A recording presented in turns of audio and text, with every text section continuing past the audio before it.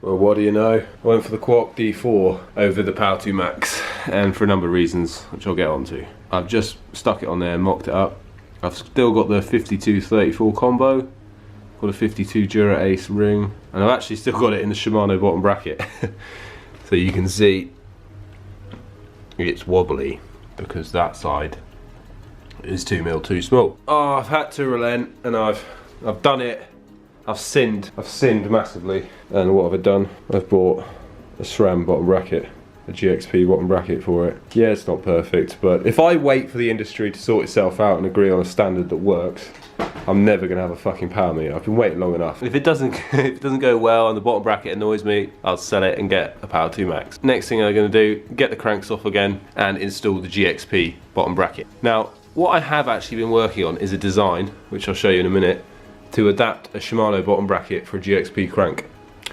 So the Shimano bottom bracket is 24mm in diameter all the way through the bore, and I've been working on a little shim design so you can use a GXP in a Shimano bottom bracket. Now, obviously you'd think that's as easy as just making a 1mm collar. Now that would work fine, but you're still left with the preload issue, how you do preload the bearings. If you did that and then tightened the non-drive side crank up to 50 Nm, which is the specified torque, you'd basically just crush both the bearings left and right, because the SRAM system works by locking the axial float to the non-drive side in a race. That's a system that I am going to work on and figure out how to make the shim not crush both the bearings, or figure out a way to lock that to the non-drive side bearing. That's a work in progress, but for now I'm going to use the proper GXP BB and do it the right way. Right, so you might notice in some of the other videos I've made about my bike and power meter choice about having reservations for GXP type cranks. So why do I have reservations about GXP type cranks? Well, everyone uses them. They've been around for ages, mountain bikes and road bikes, and they do work, and most people don't complain about them, but I've never had a good experience with them because I've used them on mountain bikes. On the dry side, there's actually a gap between the bearing and the crank interface, so there's no preload there. That is completely floating, that bearing. And the axial float, which is this way, the left and right shunt, is locked, constrained to the left bearing, the non-drive side bearing. Now SRAM say that's to spread the loads more equally on the bearing. So on this side they want to have the radial loads from the chain forces acting on this bearing and some of your weight. And they want to relieve some of the lateral forces on this bearing and switch them to this bearing, because this bearing technically shouldn't see the chain loads if it was infinitely stiff axle. So they're trying to spread the loads between the two, and in theory that's a nice idea. Skeptic in me, is it just to get around Shimano's Holotech 2 pattern, which works? Never had a problem with that. You know, straight axle all the way through, preloaded on both sides, lateral forces, i.e. axial float, is shared equally between dry side and non-dry side bearing. Are they just trying to be different? On mountain bikes, this is the bearing that always seems to go first. It just gets a really hard time. And there was also confusion about when GXP first came out.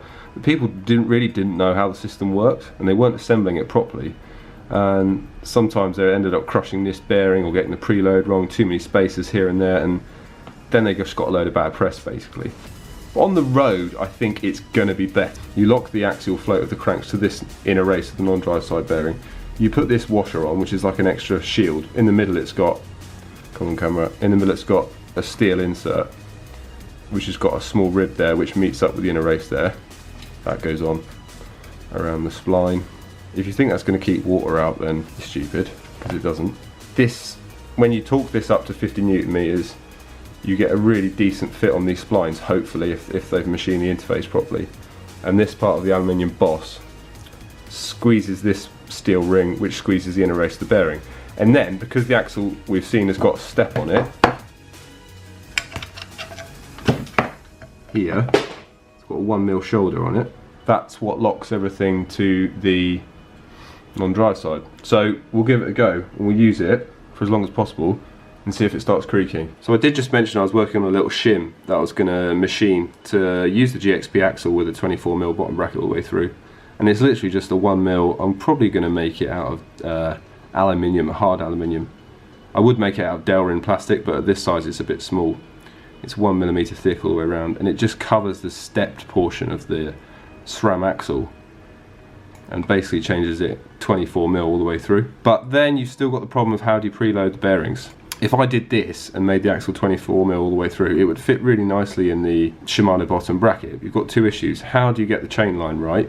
Because on the GXP the chain line is dictated by where this shoulder, this step meets the non-drive side inner race, and that sets the chain line. So you'll have to I'll have to very carefully measure that chain line and replicate it somehow and put a feature on this version to set the chain line. And then the second problem is how do you preload the bearings? Because the way the GXP axle tightens is in this direction. As you tighten the crank gets closer and closer and closer to the non-dry side bearing. And if there's nothing to stop it, it'll just crush the bearings. Whereas obviously on the Shimano, you've got a pinch bolt. You can push it on as far as you like or as little as you like, preload it, and then you pinch it vertically. So there's no crushing of the bearings. So if I do this shim idea, I will probably have to overhang the shim this way, but small enough to still fit inside the bottom bracket. And that's the problem, because it's going to have to come in from the drive side. So if it's any bigger than 24, it won't go through. So I think this idea is going to take a bit of work. How to lock the 24mm axle to the non-drive side and still get it through the bottom bracket, or if I don't do that, how am I going to stop it crushing the bearings? Work in progress. So if I thought about that for ages, I would never use the power meter. So like I said, I bit the bullet and I just got the GXP one, and hopefully it's going to work fine. The other thing I don't really like about the GXP bottom brackets is you've got the steel to steel contact. So the axle goes directly on the steel inner race of the bearing. There's no plastic shim or dowel ring cup, which Shimano has, and I really like that. Because if there is any tolerance discrepancy between the steel axle and the steel bearing race, the plastic cup can help take that out and keep it quiet. And it stops the kind of work hardening and fretting between the two interfaces. Whichever is less hard, the bearing race or the steel axle, something's going to fret and wear. On a microscopic level, there's going to have some movement there, radially. So I do like the bottom brackets with plastic cup. I'm talking about inner cups. One thing I'm going to do before I install this bottom bracket is pick the seals out and just add some more grease. Shame to remove a bottom bracket that is absolutely fine and doesn't make a noise.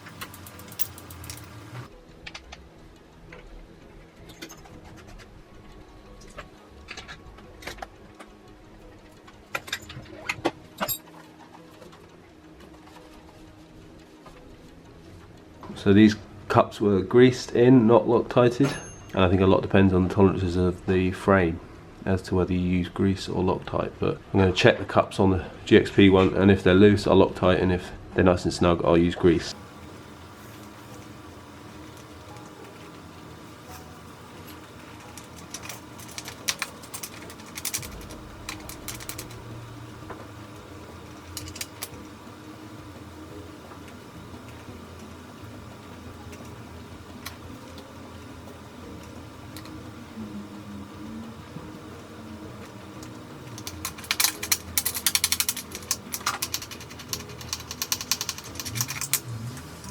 So that's it, I've got it all together now. The GXP axle went in fairly straightforward. Put a little bit of grease on the inside of the cups and pressed it in. It was really easy to press in. And as you can see, non-drive side bearing is sandwiched by the crank. So yeah, and the cranks spin really nice and freely actually, without the chain on, almost as nicely as the Shimano cranks. They don't spin like nice and uniformly. It's a bit kind of sinusoidal where the resistance is, so that's obviously some misalignment there, some microscopic misalignment, and that's just probably a feature of holding everything on that bearing. But that's the way SRAM works. We'll give it a proper thrashing in the next couple of days.